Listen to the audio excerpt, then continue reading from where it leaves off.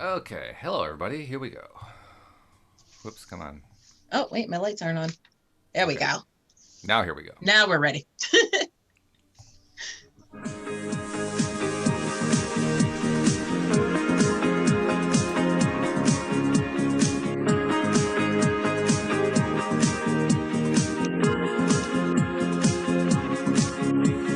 Welcome to LOA Today. I'm Walt here with Alex King on this Thursday, December the 12th, 2019. It's 4 p.m. New York time, and wherever you are in the world, thank you for joining us for another episode of LOA Today, your daily dose of happy.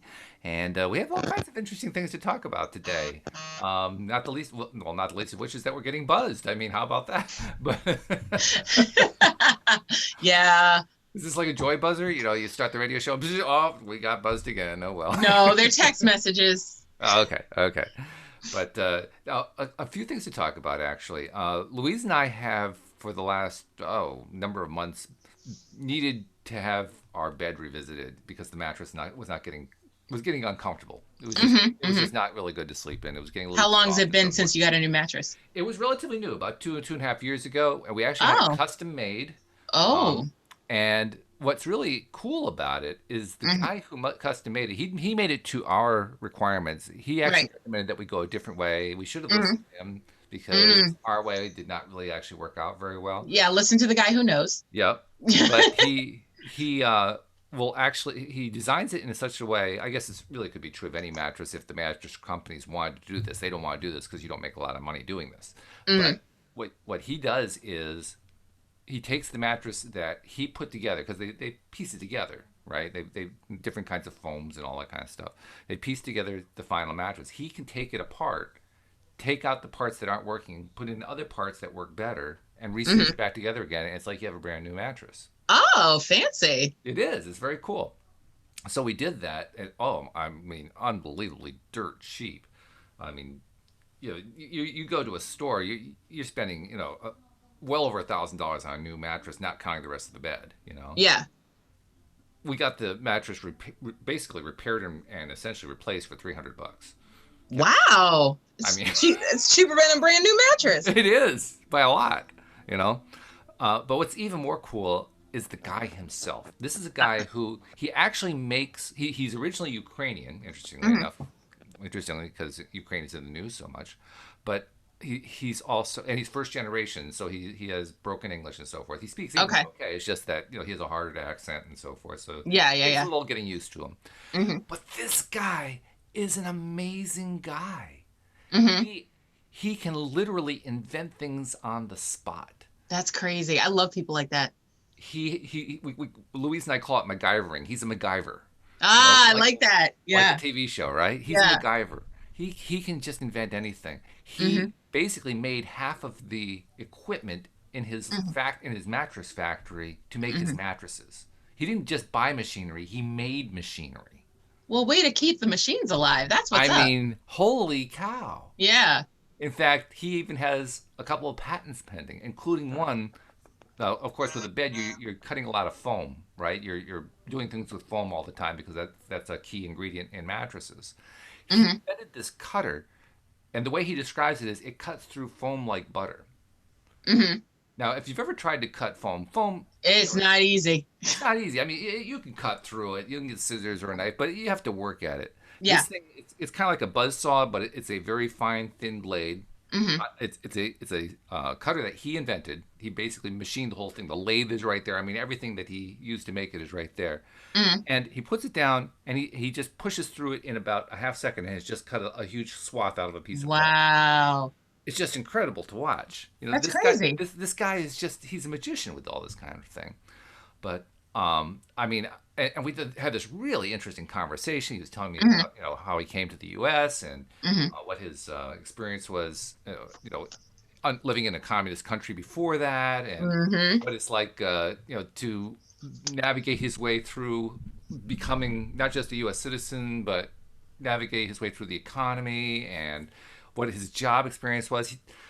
You hear this story a lot from anyone who's a first generation immigrant, hmm how they hmm come to this country and they're just blown away at the opportunity. Everybody Yeah. hears about the opportunity, but they experience it themselves. But the way they experience it, he came here in 1989, Hmm.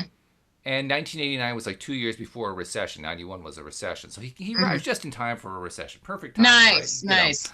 But it doesn't make any difference because he ends up getting a job. I can't remember what it was. I think he was actually in a mattress factory. I could be wrong about that, but he gets this job where he's being paid $7 and change an hour. I mean, we're Ooh. not talking big wages here, No. But back right? in 1990, though. Well, Yeah. even back in '90, that was not much of a wage either. It was still No, it pretty wasn't. minimal, you know. Yeah. He was making $7 an hour. He was working 15 hours of overtime per week, Hmm. but he was in his early 20s, Hmm. so you see, he could do it. Yeah. And he was newly married, Hmm. and he gets his first check at that rate in the factory or wherever it was that he was working. Hmm. And after clearing taxes, he has like $560 on his paycheck. And he calls his wife and says, "You're not going to believe this. I have Hmm. a check in my hand for $560." It was more spendable purchasing power than they'd ever had in their lives. Aw. That's sad and cute at the same time. I mean, well, it's an inspiring story, It is. Yes. Yeah. because of where he came from. Hmm. That was a huge step forward for him. Yeah. Yeah. And so, I mean, he is the classic first generation immigrant who Hmm. just loves being here Yeah. because his life improved so much. Right. Despite Right. the fact that most of us would say that was a pretty hard life to be working. But Yeah. from his perspective, is Perspective. everything. Yep. From his perspective, it was huge. It was a major improvement. And then add on the fact that this guy, like I said, he's a MacGyver. He just Hmm. knows how to create things, invent things. Um, I was talking to him because of my height, my frame, Hmm. sitting in a car seat, a manufactured car seat, front Yeah. car seat, is hard for me. Hmm. It's just not comfortable. I mean, people think, well, you need to have enough leg room, enough headroom, and that's true. But actually, because of the length of my legs, when I sit, I'm sitting on my tailbone. Most people have their weight Oh, distributed, but my right. legs are up so high, my knees are up so high that I'm Yeah. literally You're sitting on my basically tailbone. folded in half. Yeah, exactly. Yeah. Yeah, Yeah. so you need to have a good support there, Yep. but soft, Hmm. but comfortable. And car seats aren't comfortable for me. Mm-mm. Mm-mm. On the spot, he invented and built for me a pad to put on my driver's seat using Nice. materials that you use to make mattresses. That's crazy. Unfrigging believable. Yeah. And it works. Let me tell Yeah. you, it worked first time. Wow. He had a guy working for him for some 10 years or so who would help him Hmm. deliver mattresses and so forth. The guy Hmm. unfortunately fell over dead from a heart attack in the last couple months. Wow. And his brother lives nearby and sometimes can help him out, but sometimes he can't. So he's basically on his own most of the time. Hmm. Hmm. And he needed to pick up our mattress today to take it to his factory office, to Yeah. his workspace, do the work on it, and bring it back. So Hmm. I had to basically help him get it there and help him get it back. So Okay. that's how I was getting to know this guy. Yeah. Anyway, we bring the mattress back here. We put it in. Now we have an old style frame. It's a metal Hmm. frame, but it's a very old fashioned frame. It doesn't lock together. It kind of slides together and things like that. Right. Hmm. And because of the way that particular frame was designed, it has a tendency to sag in the middle. Yeah. And so Yeah. it needed to be propped up. And I actually had a little car jack kind of thing that I'd stuck under there to jack it up. But it really wasn't doing the job You tried to because MacGyver it. I was MacGyvering it, yeah. But I only did it in the middle, and then the Yeah. ends were kind of bouncing around, and so it would slip out. So it wasn't a great Right. design. Yeah. And he said, well, what we need is something to shim under those 2 feet at the head and foot, and which was true. If you could find something to shim under there, a piece of wood or Yeah. something that would stabilize it, it would work. Hmm. He had intended to build something and Hmm. bring it with us, and he'd forgotten to do that. Oh. And so he looks around, and now we have a platform, a wood platform that goes on the frame. So Yeah. we flipped the platform over, and he saw the wood and the way it was constructed. He saw this one piece of wood that was in there as a support mechanism. He ripped the piece of wood out, just cracked it out, snapped it in Wow. half, shoved this half under here, that half under there. Perfect. I mean, instant. Like, holy That's cow. amazing. That is amazing. It's just an incredible story, and it was Yeah. like one thing after another with this guy. Yeah. Learning about him, and then he starts telling me all these stories about how he had not just built this place, but he had built this other place for his son in South Carolina who's selling furniture, Yeah. and how he's planning to expand and build all this other stuff. And I know how much he's charging for mattresses, and it isn't much. I mean, Right. this is a guy who makes mattresses for the mattress companies. Oh, okay. Except that he's given up all those contracts because they're a bunch of really Mm. lousy people to deal with. So Yeah, he yeah. won't even do that anymore. But he Hmm. doesn't charge. He literally does not charge enough for what he does. Yeah. And I'm enough of a mathematician to know you're not going to be able to do hundreds of $1,000s worth of stuff on the money he's making. You just can't Right. do it. There's not Hmm. enough, and he does a lot of work, but even so, Yeah. there's only a certain number of hours in the day. And Facts. if you're not paying Hmm. yourself enough money, you're just not going to get there. You Right. know. Hmm. So I said to myself, "How are you doing it?" And I actually said it out loud. But how do you do that? He says, Hmm. "Well, I'll tell you how I did it." He describes to me how he would flip houses, Oh, smart. right? Hmm. And it turns out the skills that he has for working in his little factory office there are the Hmm. same skills you need for being able to do wiring and plumbing and electricity and heating and Okay. cabinetry and everything else. So he So flips literally, houses and so saves he money by doing everything himself. and does it all himself. He Nice. showed me a picture of his house, which he Hmm. bought in a foreclosure sale when the house was Hmm. basically gutted and destroyed. Hmm. And I looked at the outside of this house. It's gorgeous. It's what here in the U.S. they often call a McMansion. Oh, okay. I mean, this is a really, really nice house. Hmm. This is a house that if you went out and bought it on the market would probably go for about $700,000 or $800,000. Woo! He paid cash for it. Excuse me. And I Okay. asked him, "How do you pay cash for it?" And he explained to me how he did all these house flips, and he'd make 100,000 on this house and 150 on Yeah. that house, Yeah. and until he had enough to pay for the house. Huh. And here he is doing mattresses where he makes like $100 on a mattress that he spends half the day on. But that's what he loves to do, so he doesn't And care what he that's gets it. paid for. Yeah. That's exactly it. Hmm. That's my point. That's what all Yep. this is about. He Yep. loves what he's doing. Yep. He loves it big time. There's Hmm. so many lessons that's built into this. There's the lesson of it's not about having to always make a lot of money. It's Right. not about how are you going to make it happen. He never Hmm. worries about how it just comes to him. He never sweats about any of it. Right. He doesn't sweat any of it. You know what he Hmm. sweats? The thing that I'm good at, computer programs. When he came to pick up the mattress, Yeah. his GPS took him on a roundabout trip that took him an hour to get here on a trip that should have taken him 35 minutes. Oh, okay. So literally, this is the way I justified to myself that his prices were so cheap. I felt like I was underpaying him. Hmm. I filled in the gap by showing him that Google Maps was better than the iPhone Maps that comes in with the Oh, yeah. program and showed him how it worked. Definitely. Hmm. And he was thrilled. Yeah. He was absolutely thrilled. I mean, this is the way life works when you're in the vortex. Yeah. Hmm. This is the way life works when you're feeling good and you're just allowing life to happen. Hmm. Because I mean, I've mentioned a few times now we've been attracting more money into our lives, but we've also been experiencing and focused on just money no longer being an issue. Well, here we had a situation where money could have been an issue. Not only did I get a great experience talking with this guy, but I also I got a cheap mattress out of it. I mean, it was fabulous. Every single way that I looked at it was fabulous. So, just wonderful meeting this guy. Just wonderful experiencing, everything that happened with it, and I feel blessed to have met him.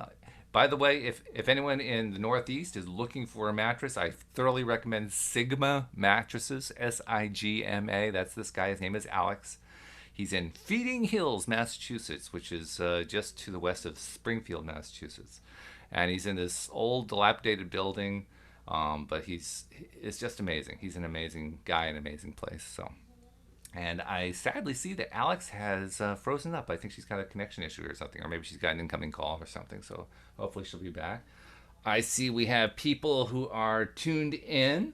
Oscar is saying, I like spending time on mattresses. Yeah, I think a lot of people do, Oscar.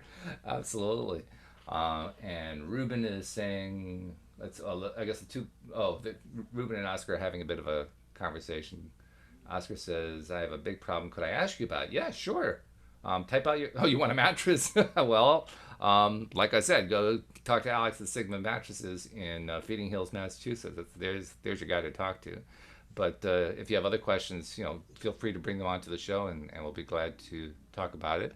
Obviously, we're a law of attraction show, and I think Alex is Sorry finally. about that. Yeah, well, that's all right. When a number calls you 3 times that you don't recognize, you're like, all right, this must be an emergency. So I clicked over it. It wasn't, but it was. But I was finishing off just telling about what a wonderful guy that guy is. So Yeah, he sounds awesome. I just told everybody else, but I'll tell you again. Sigma Mattress. If you need a new bed, go to Alex at Sigma Mattress in Feeding Hills, Massachusetts, and he will take care of you. He's an amazing guy, and I thoroughly recommend him. So Seating.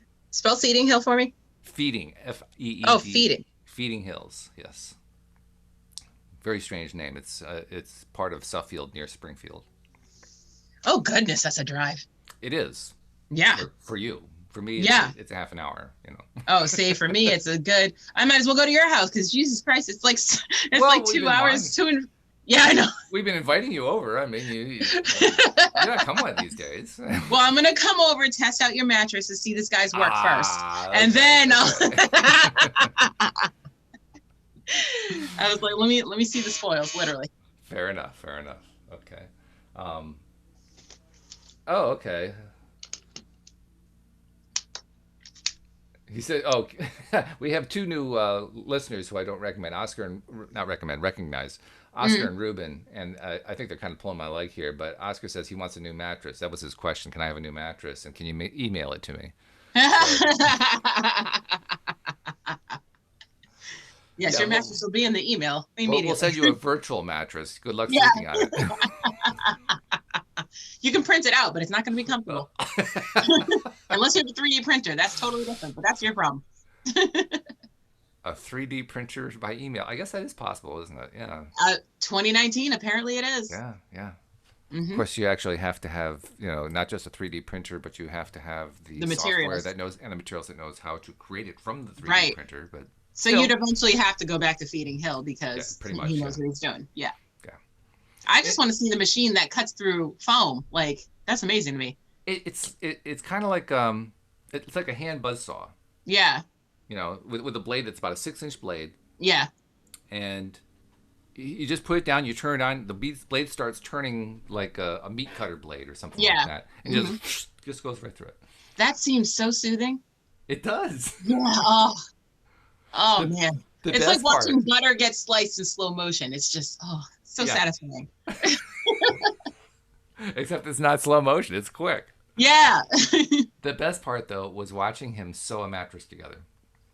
I want to go to the factory. I want to see all this. Now this machine I believe is a machine he purchased. Okay. And he told me it was like a $30,000 machine or something like that. Uh-huh.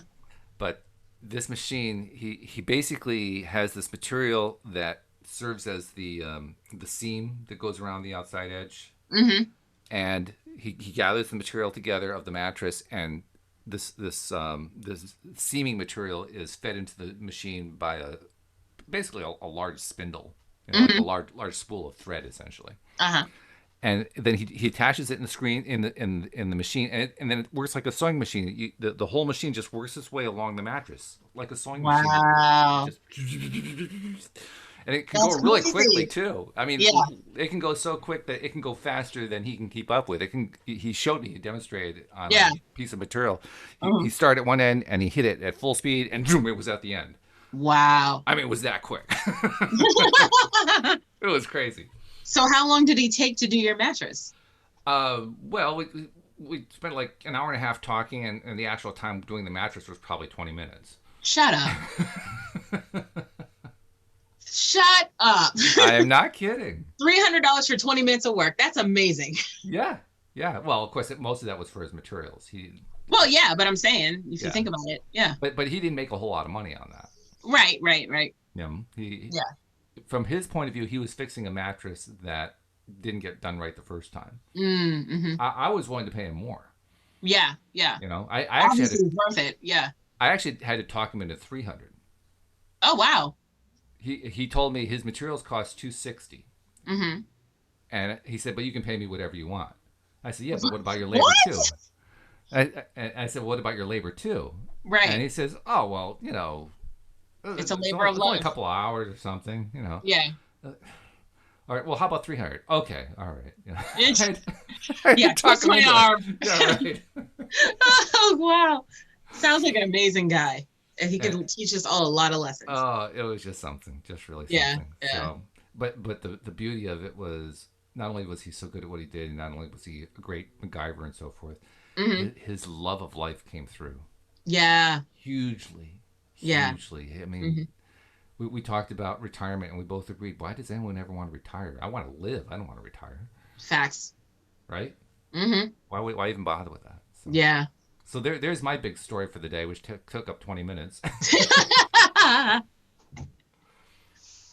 Oscar has more information. He says, basically, my problem is I really need a number 2, but I want to keep watching the stream. Do you mind if I do it here in my boxers? Okay, I think we're done with Oscar for the day. Wow. Okay. All right. You might want to proofread these things before you say them out loud. And you thought I had a reckless mouth. Yeah. He caught you off guard. He certainly did. Oh well. I could see your face. You were like, "Oh no, I'm already reading this." Fool me once, shame on you. Fool me twice. Good luck. Not happening. Never gonna happen. Not once. Not never. Nope. Sorry, Oscar. So anyway, that was my fun story today. You got any fun stories? Anything interesting going on? Yes. Couple interesting things. I'm throwing not Thanksgiving, sorry, that's over. New Year's Eve party. Oh, no kidding. Yes. Fabulous. Outstanding. All right. Yeah. So Kenny decided he's gonna fix up our basement. So he put a bamboo floor down. Ooh. So we took the patio furniture that we had outside. Yeah. We brought that inside for the winter anyway. And then my mom was just like, keep it in the basement. I'll buy new ones in the summer.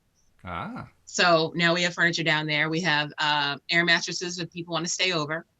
Very so good. We basically have an extra rompus room now, and it's great. We had his brother and his wife came over yesterday. So we were having fun talking to them till like 3 a.m. So that was good. Yeah. So you're getting into that New Year's Eve modality where you're up until all hours. Yeah, exactly. Yeah. So after last night, I was like, you know what? Your people are pretty calm. Like we literally just sat there across from each other and just talked. Nice. So I was like, all right, you know what? I can deal. We can have a couple people over. Okay. So doing that, yeah. So Alex's place is going to be the place to be on New Year's Eve. Well, Alex's place is always the place to be. Well, especially on New Year's Eve, though. It's just a matter of, are you invited? Well, there's that too, yes. Yeah. No party pressure, thank you. Are you cool enough for the cool club is the question. Very good. Yeah. Let's have stuff like that to look forward to. Yeah. And parties are, I mean, I'm not a big party animal, as you might imagine. I'm not anymore, no. Yeah, but parties are, especially a good party, and good parties are usually intimate, not the really, really, really big ones. Yeah, that's what I was thinking, like a couples thing, like invite his parents and couple of my couple friends and couple of his couple friends, his brother and his wife, and do it that way.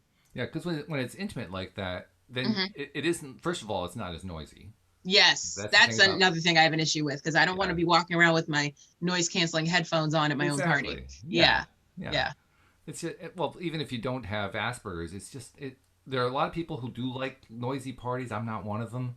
I'm not either. I like to actually be able to hear the conversations. Exactly. You know? I have to remind Kenny, please turn down your music. Exactly. Because certain level I can't stand it at, but also the certain level I can't concentrate when two things are happening. I mean, when the music is up so loud that you can't hear the voice of the person who's standing 2 feet away from you, you know it's too loud. Or you're yell whispering in someone's ear. Right, yes. Yeah.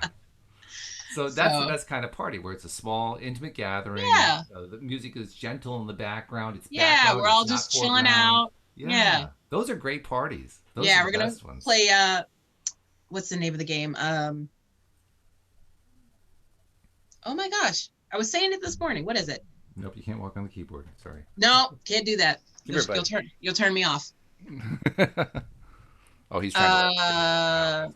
What is the name of that game? I don't know. Give me a clue. Something Against Humanity. Cards Against Humanity. Ah, okay. Yeah. Great party game. Awesome to play. We played it at my birthday. It was hilarious. Okay. So you got an activity plan. That's fabulous. Yeah. But the main thing is you're going to be up there waiting for the time to tick down on the year 2020. I know. It's crazy. Where did it go? Like, where did this year go? It was just January. I know. Well, I'm looking forward to actually this year to that change over to 2020 just because of the number. Yeah. Yeah. Because 2020, I think we all associate with vision. Mm-hmm. Yes. 2020 vision, right? All things will become clear. And that's what I think 2020 is going to be about. 2020 is going to be I like a lot that. of clarity for a lot of people. I like that. Yes. I mean, next year, next December 2020, that's going to be the disappointing part for me because I think that's, because 2020 will be over. Yeah. But you lived another year, so it's all great. Oh, yeah. Yeah. Every instant is great of life. Mm-hmm. But 2020 is going to be a good year. 2020, I just feel it in my bones. It's going to be a great year for a whole lot of people.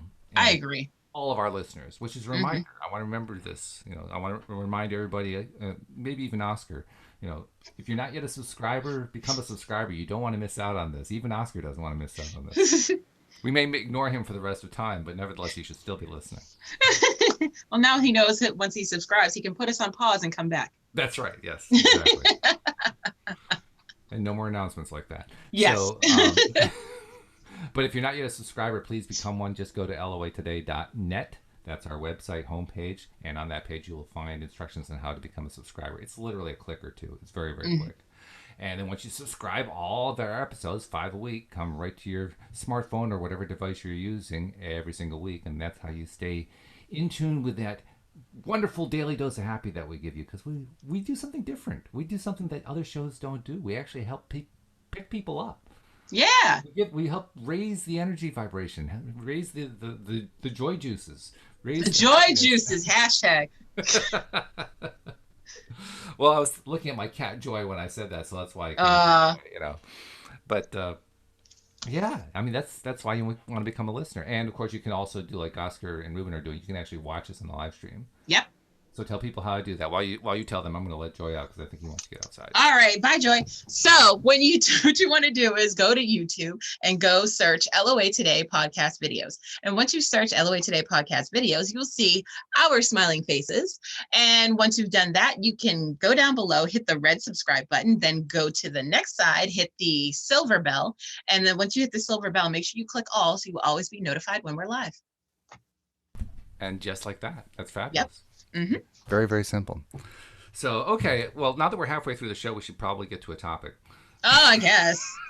If you want to. And you had a good idea for a topic today. Uh-huh. I believe you framed it this way. You said, mind, body, and soul, are they in alignment? Yes. Which is a good question because that's really what it's all about. When we are in alignment, as it's often described, that's when all the things that we're trying to attract into our lives, all the good experiences we're trying to have and so forth, that's when they happen. That's when you meet good vibrations. That's right. That's when you meet amazing mattress manufacturers. That's when all these crazy things happen that are just, they make your life really good. They make your life really good. That alignment is everything. But if you aren't in alignment, then that's when things aren't so good. No. That's when the miserable things happen. Yeah. That's when you feel like life is against you. Yep. Yeah. It's not you're the victim of the universe. Mind, body, and soul, though. Why those three? I mean, those are three we often put together. But was there anything particular about that combination that made you say, "Okay, we got to talk it"? I just was having a conversation earlier today with a friend of mine, and he asked me. He's like, "How is your alignment? Is your mind, body, and soul in tune?" Because we were talking about the passing of my uncle. Oh, right. And so he was like, yeah, we have to, we were talking about how he lived his best days, at the end of his life, and his mind, body, and soul was in alignment. So he had a good transition. And so we were just talking about that. I was like, oh, that's a good subject for the podcast today. I was like, yeah. Okay. So all right. I was like, yeah. Well, let's talk about each of the different elements for a bit. Okay. Let's start with soul. Okay. All right. So I like soul. Let's do some defining. What do we mean by a soul? Ooh, that's tough. Because it means a lot of different things to a lot of different people. I always come out with the tough questions. You know me. So. You sure do. And that gives you a good 30 seconds to figure out what your answer is. Yes. So let's see. I say your inner essence, but also your entire being at the same time. Mm-hmm. Yeah. I like to differentiate between the physical us and the non-physical us. I mean, there's our physical bodies, but we're Our more meat than our suits. physical bodies. Yeah. Our meat suits, yeah. Yeah. But we're a lot more than our meat suits. Yes. And anyone who doubts that, just think about anything that you've experienced that is beyond your body. Linda was leading us through a little mental exercise last Friday. She said, "Okay, imagine yourself in your body right now. Now, can you imagine can you imagine what it feels like 5 feet out from where you are, right, or even 3 feet out? Can you feel without you don't even look at it? Can you just feel what's out there? Can you feel what's 3 feet out from you right now? And if you focus on it for a bit, you can. Well, it's like getting up to go to the bathroom in the dark.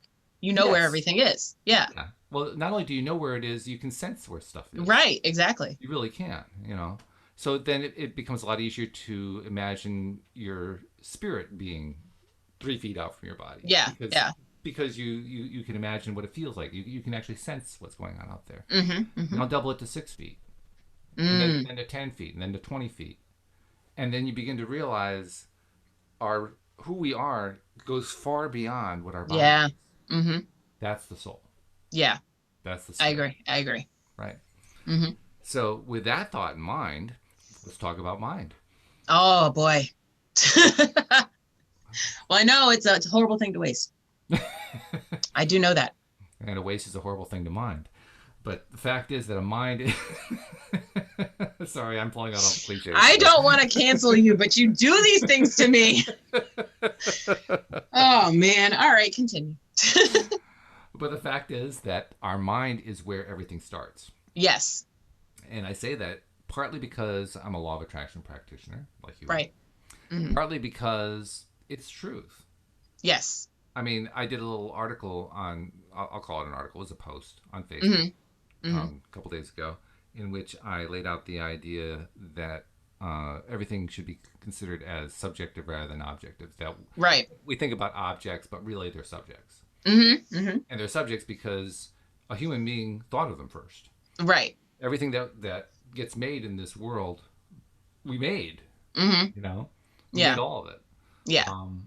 Now, people will say, yeah, but what about the mountains and the streams and nature and so forth? But those of us who understand how this stuff really works recognize all of that was made too. Right. And I think everybody who has any kind of spiritual or religious basis in some way believes that, yes, that was made. The question is who made it. And right. Differences of opinion. That's where God gets introduced in the discussion and so forth, which is fine. To each their own. But from what I believe, you and me and all of us, we're all creators. Every one of us. We are, in essence, we're the God. Yeah. We're the ones who do the creating. We're kind of like, in many of us, we're kind of like gods who don't realize just how powerful we are. Which makes us a little bit dangerous. A little bit. You know, we go around creating or destroying even. We do both, you know. Yeah. And then we say, well, it wasn't me. Yeah, we always say that. Yeah.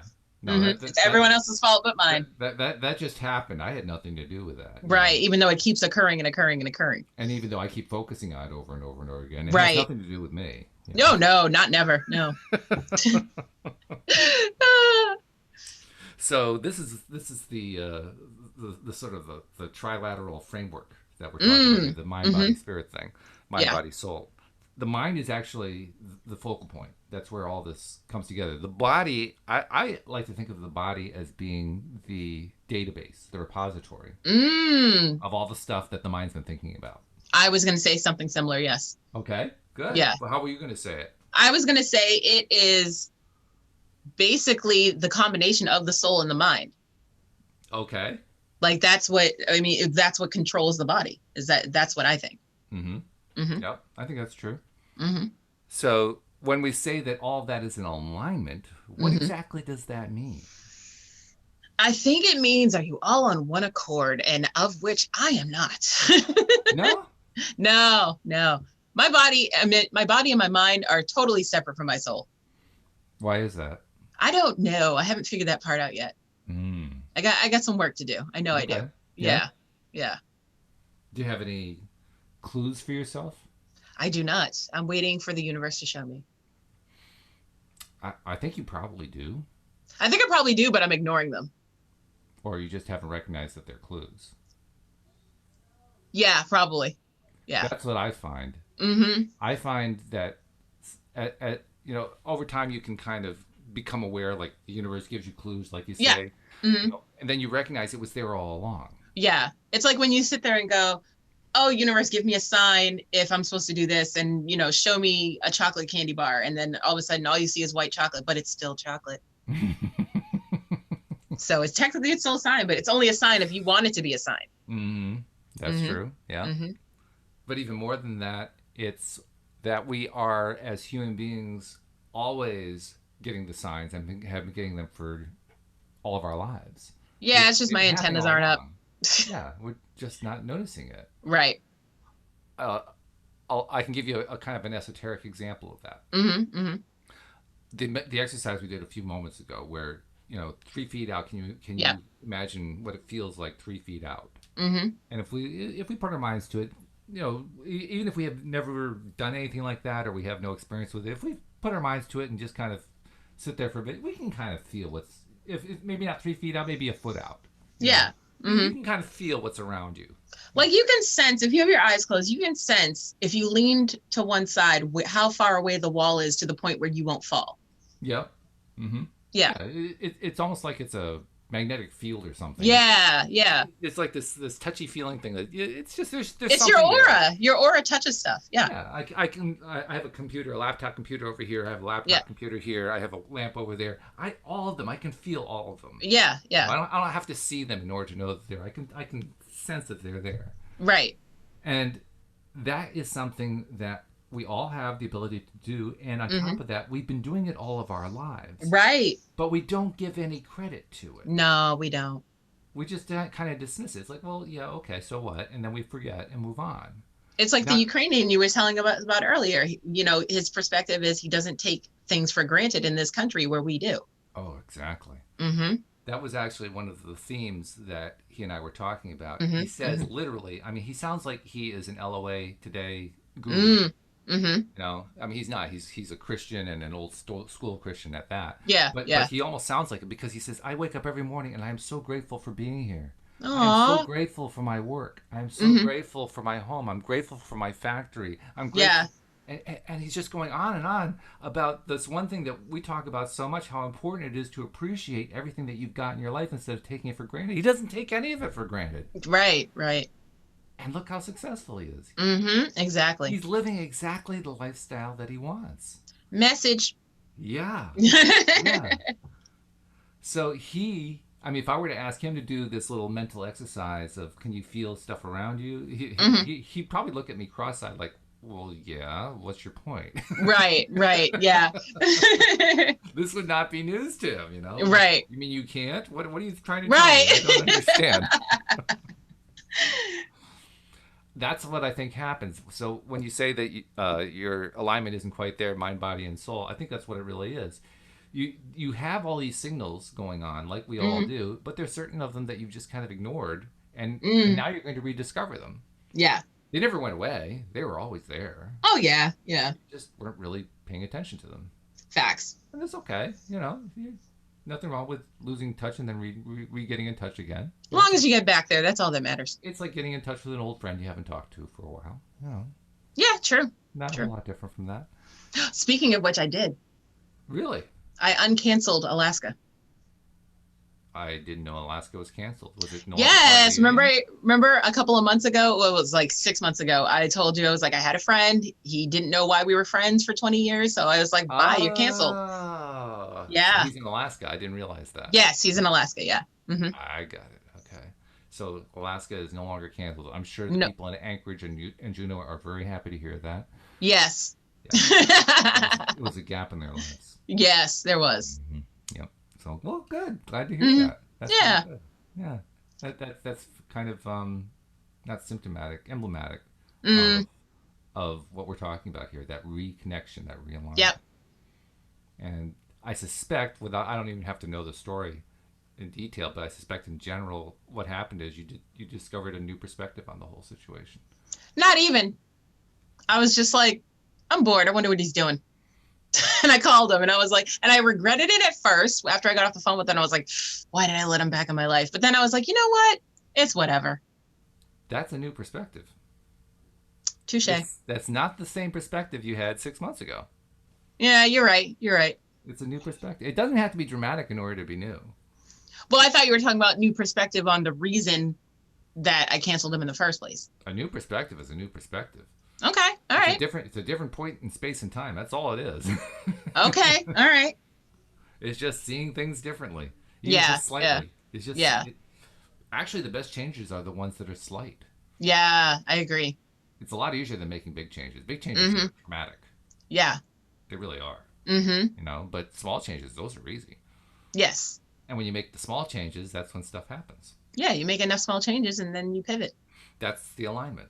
Mm-hmm. That's the alignment piece. So we talk a lot about how when you're out of alignment, that's where the negative stuff happens, negative low vibration, negative spirals and all that kind of thing. And that's true. But isn't it interesting to know how close you are to being in alignment when you're there? Yeah. It's like, it's almost had it. It's right there. Yeah. It's all those signals are just saying, pay attention, we're here. Yeah. Just notice me. Notice me. Look at me. It doesn't take all that much to shift.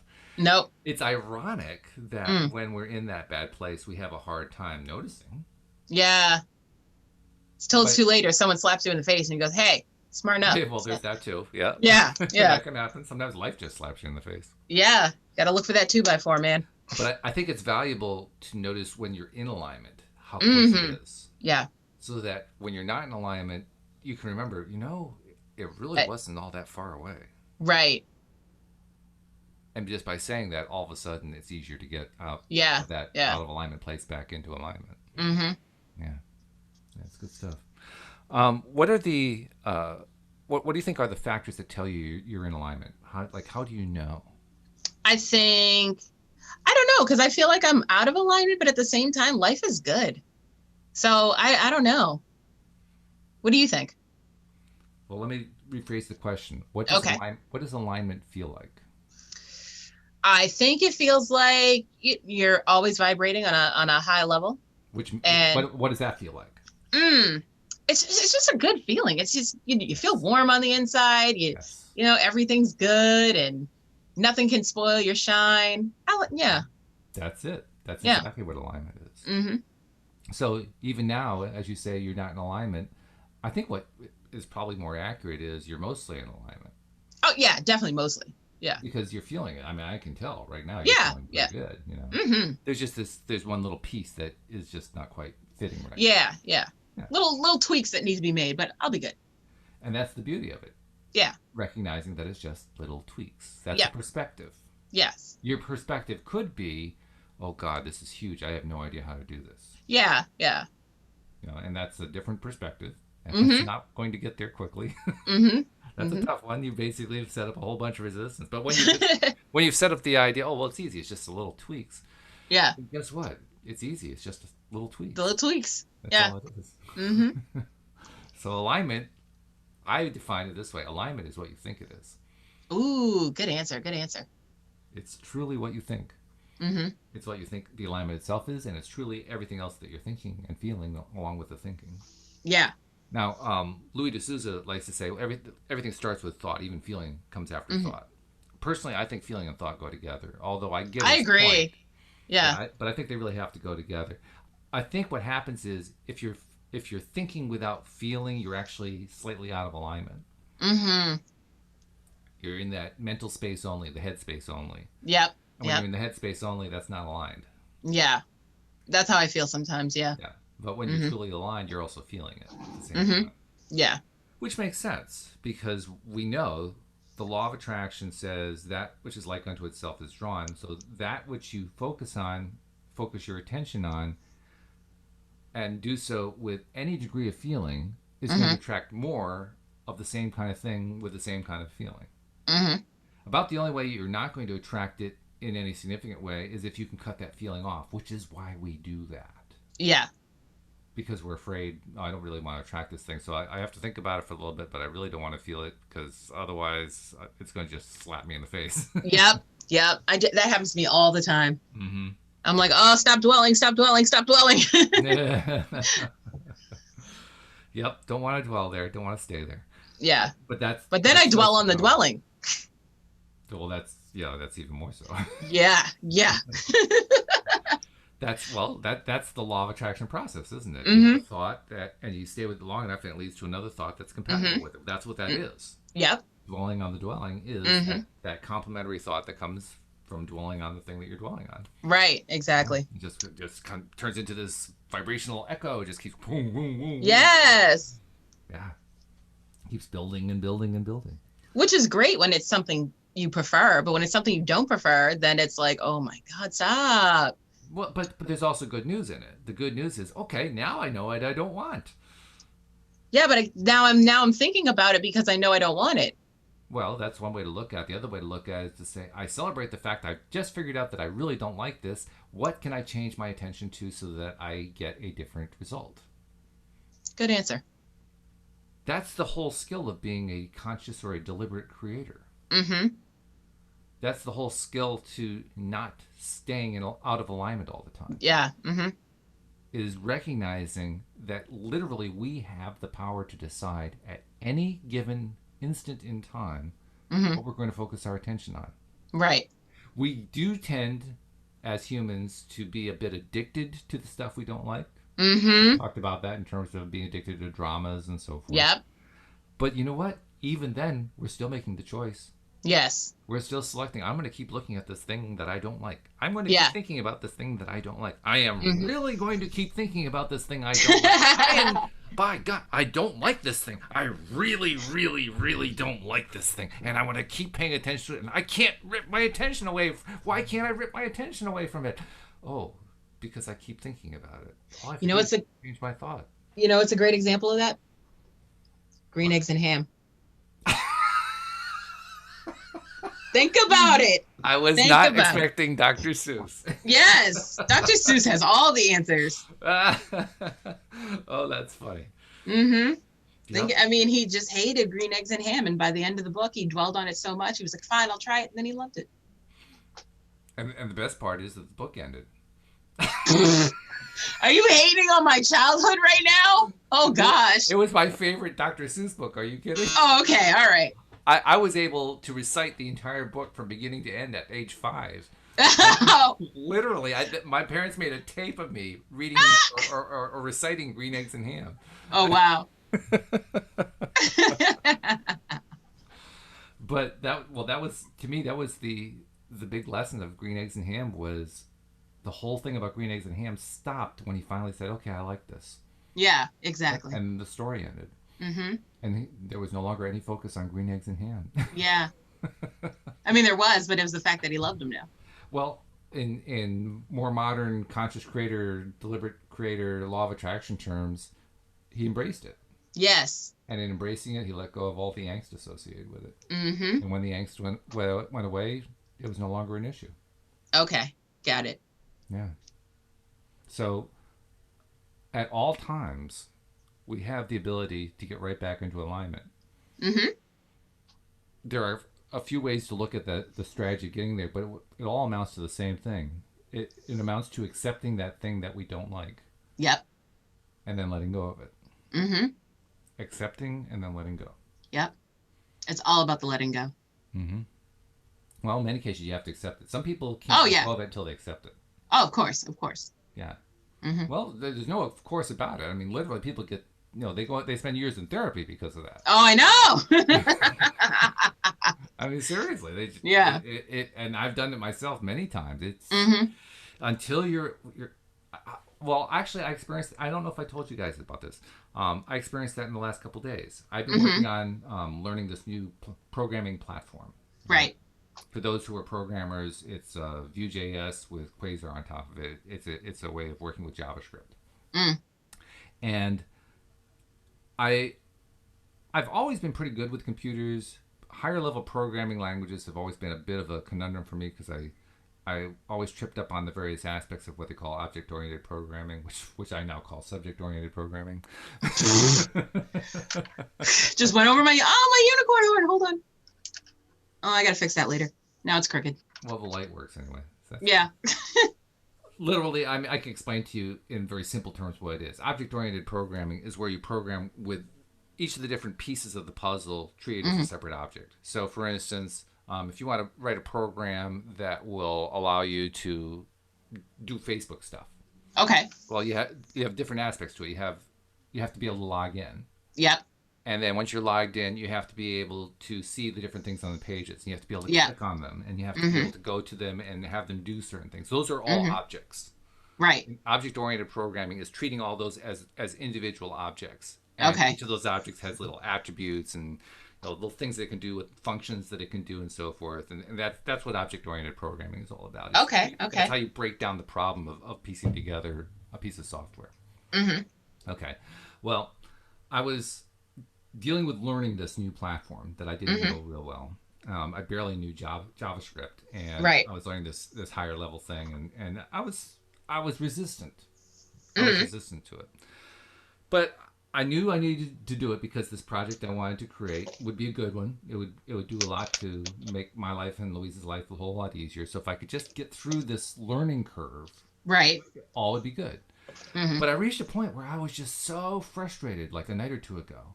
Really frustrated. I'd spent the entire day learning. Right now I'm in just learning mode, like online, and I was exhausted, and I didn't feel like I'd made a whole lot of progress. I had really thrown myself into it.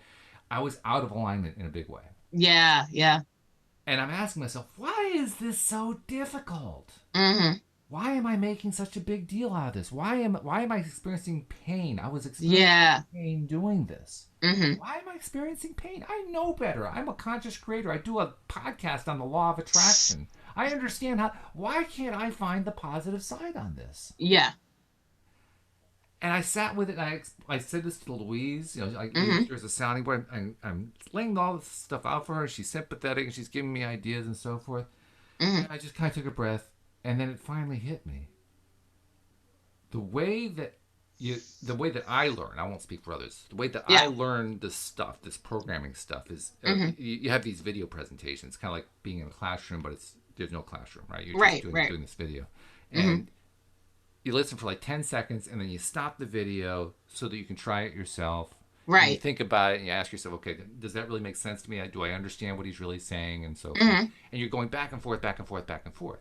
Well, I have basically a 2-monitor set up on my computer screen. Yeah. But I was interacting with 3 different things. One of which was a video. And you know how with like a YouTube video, if it's in a part of the screen that is not currently active, like let's say you have a browser on one side and you have another application on the other side and you're working on the other application, and then you go over to the browser and you click off the video, but it doesn't click because the browser isn't active yet. Yeah. So then you have to click it again, Imagine doing this every 10 seconds. Yeah, that could be annoying. That long enough, that gets really frustrating. And then you clicked it, and then you thought you clicked it 2 times, but you clicked it 3 times, so you clicked it on and then went off. And you're doing this every 10 seconds. You're going to get frustrated really quickly. Real easy. Yeah. I said, well, shoot, no wonder I'm so frustrated. No wonder I'm feeling so miserable. And I just kind of let out a breath, and I sat with it for a moment, and I said, wait a minute. I got 2 computers, 3 monitors. Hello. What am I doing? Hello. Work smarter, not harder. So I set up the video on the extra computer. And then I had the other 2 screens to do the other 2 parts that I had to do. And life got so much easier. Exactly. You're getting in your own way. That solution was there all along. Yeah. But I didn't see it. It's an example of I had that signal all along, and I wasn't getting the signal. I wasn't allowing the signal in. Why? Because I was getting myself so frustrated with what was going on that I couldn't notice it. Right. It wasn't until I embraced the problem, said, okay, I got to know what's going on here so I can let go of it. Yeah. I finally understood what was going on. I finally breathed a sigh of relief to let go of it, and the solution instantly came to me just like that. Yeah, sometimes you need to walk away and come back. That's the process. That's how you get into alignment over something that you don't know why you're out of alignment. Yeah, yeah. You have to embrace it and then let go of it. Yep. So for your stuff, whatever it is that you're dealing with, you said you're partly out of alignment. That's all it is. You have to find what that thing is and embrace it. Oh, I'm working on it, but it has other components that I'm not in charge of. that's part of you just explained very nicely where it is that you're out of alignment. You are in charge of all of it. You actually have the power over all of it. I do, but the components I need depend on other people's doing. The ones that depend on other people's doing, you still have control over. Well, yeah, obviously. I got to make the phone calls. So which I did. So that's good. That's good. But the point is that you actually have that power. Yeah. And what you just laid out there is a very common, very typical way that we give our power away and then take it back. Give our power away, take it back. Yeah. Give our power away. That's what you were doing. You gave it away. Oh no, I gotta take it back. Okay, you gave it away, and then you're starting to get frustrated about it, and so you say, well, geez, I'm out of alignment on this thing. Yeah. You are saying that. Yes. You are deciding that. Yes. That's the thing that you have to kind of embrace. Say, okay, I'm the one who's doing it. It's me. Yeah, it's me. I did it. Okay. Got myself again. Checkmated once more. Checkmated once more. Yep, and I'm the one who checkmated me. That's the process. That's how you become a successful conscious creator, as you know perfectly well. You know, oh yeah, we're using you as an example, but that's the whole thing. That's it right there in a nutshell. So, good topic for today. Thank you. Good. Yeah, that was really good. We got about 4 minutes left. I'm not sure I really want to look to the I think nothing there I'm really going to go at, so we'll just ignore the live stream for today. Where's Jeffrey when we need him? I was going to say, Jeffrey, you're letting people talk to us like that? That's crazy. That's crazy. But, well, actually, there's another example of it. What we were just talking about. Yep. Right? I don't like what's going on over there. So you leave it alone. I'm just going to... I've mind your business. I did embrace it. Yep. And now I'm done with it. Yep. And it's gone. And now we're walking away. And if Oscar ever shows up again, it'll only be because he decides to subscribe. Because otherwise it's not going to work. No. It's just it's going to be deaf ears time. Yep. Facts. Earmuffs. Earmuffs. That's right. Earplugs with nice, soft, fuzzy coated surfaces. Yes. Purple. Purple. I love it. Says the purple lady with the purple background and the purple drape and the purple scarf over the shoulders. And yes, I'm quite comfortable today. Very comfortable. And the purple walls, yeah. Yeah, I gotta lower these because this half wall thing is not working for me. Well, it works nicely with the unicorn ears. Well, yeah, but I want to bring it down lower so it looks like this wall is that color, is teal. Oh, I see what you mean. Yeah. Oh, okay. Yeah, that would work. Because I have it hanging from the top of the wall. So, but I'm like, I'll hang it. Yeah, that else you need longer fabric, one or the other. You know, I did double it up, so maybe I'll just single it. Yeah, why not? But will it absorb the sound as much as if it's single? Oh, yeah. Oh, all right, cool. It's not a hard surface, so. Facts. As long as it's not a hard surface, it's going to absorb sound. All right. I mean, it's not like it has to be thick. Right. Well, that's what I was thinking. Yeah, so, it doesn't have to be thick. It just has to be there. It just has to not reflect sound back. It just doesn't, no echo. Yeah. Yeah. Okay, got it. Yeah, the hard surface is what the real, I won't say enemy. It's the thing that causes the echo. Yeah. Okay. Yeah. So very simple. The more I know. Hey, the more I know, the more I want to do podcasts about it. Facts. That's what the fun part is. That's where the daily dose of happy comes from. That's how I end up feeling better every single time that I do a show. Especially when I have a good friend like you to do it with. Aw, thanks. Same. Yeah. Well, we've been doing it for more than a year now, right? Yep. This is our 1 year, 2 month anniversary thereabout. And some change, yep. Yeah. And we keep doing it because it's fun.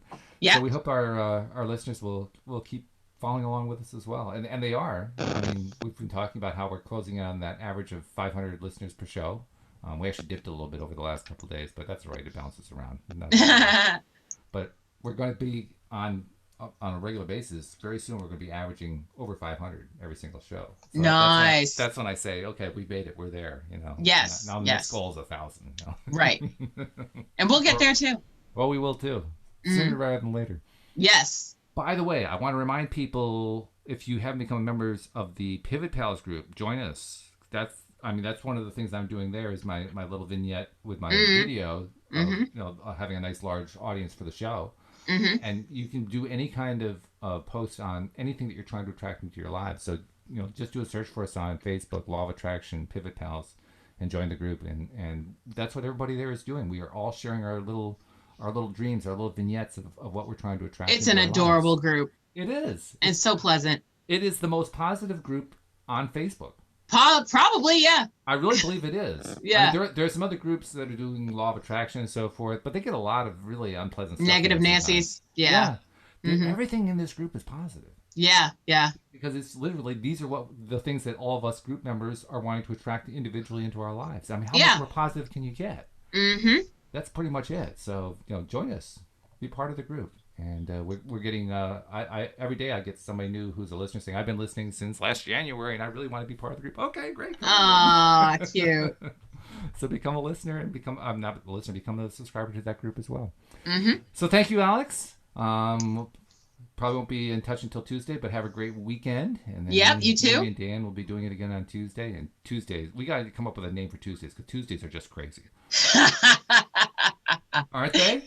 They definitely are. I mean, you almost need to have a guidebook just to keep going because the conversation can be daunting. It's probably hard for the non-visual listeners. Yes. On Tuesday because you can't see all the things that are happening. We actually have to be more on point on that kind of thing. Like if we bring something in, we got to explain to listeners who might not know what the thing is. What it is, how it works. What you guys were talking about albums and so forth, and there are some listeners who were saying, "I have no idea what album that is." You got to explain things. Yeah, true. So we got to do stuff like that, but it's all good and it is a lot of fun. Facts. So, I will see you on Tuesday. Thank you. I will be here on Tuesday. Thank you for being a part of this. Thank you to our podcast and live stream listeners as well. We'll see you all next time here on LOA Today. Goodbye, everybody.